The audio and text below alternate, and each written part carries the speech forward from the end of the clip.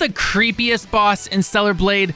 Let us know below. Regardless, we are close to finally saving humanity, and we here at Direct Gaming got the perfect guide for you on how to defeat Karakuri, not Katakuri if you happen to watch One Piece. Let's not waste any more time. As with all our guides, we're going to cover the following: how to prep for the boss, including moves and skills that we brought to the boss fight, attacks and abilities that the boss will throw at you and how to deal with each one of them, and finally a full unedited run of the fight sped up a tad to show you how to use what you learned in the full battle. Alright, before you run into the room where the boss is, let's go over some skills that you most likely have unlocked. As always, I'm going to heavily recommend Tempest for your burst move to lean on for most of your big attacks, as it makes you both invincible and can destroy the shield and health of the boss pretty fast. Also remember that you have the new Taki ability if you ever get into a pinch, so feel free to use this when you can. This is the late game, so pretty much anything can work against this boss this far into the game. With that being said though, let's take a look at said boss. Now when it comes to the boss fight itself, let's go over the moves that the boss is going to throw at you and how to best avoid or counter them.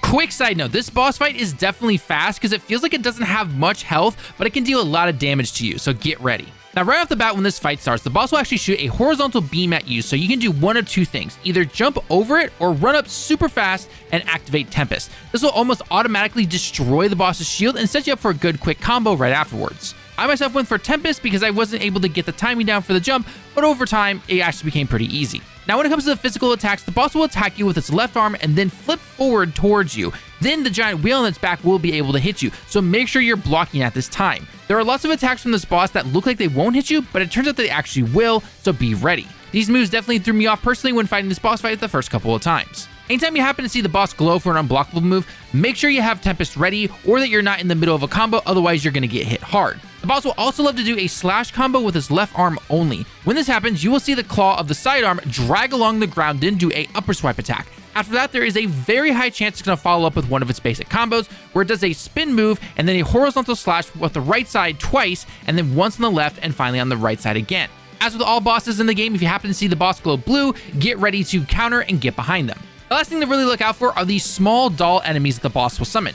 Try to have something like Tempest ready on the go so you can take them out all at once, or some kind of area of effect move, otherwise they can simply overwhelm you and deal a lot of damage.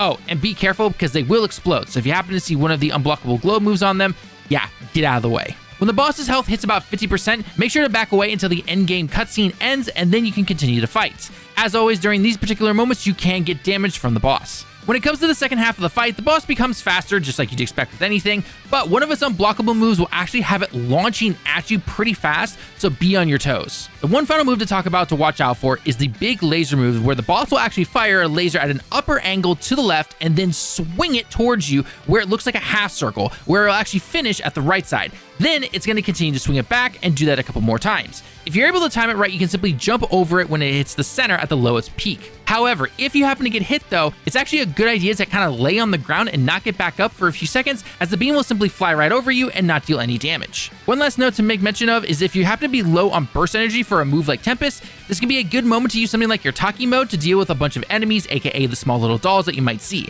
While you're not getting burst energy during this particular mode, you are getting rid of the smaller enemies and being able to deal damage to the boss. Other than that though, keep up the attacks until you finally take this creepy puppet down. Now here's a full run of the boss fight sped up a tad to show you how to take Karakuri down. As always, learn the attacks and patterns. It's okay if this takes a couple of tries. If you enjoy the guides and a like on the video shows us that you enjoy this type of content, and don't forget to check out our other Stellar Blade guides and content along with our other videos in the top right corner and pinned comment. Thanks for watching the video. I've been Tallen with Direct Gaming. I hope you have a great day and week, and I can't wait to see you all in the next one. Johnny.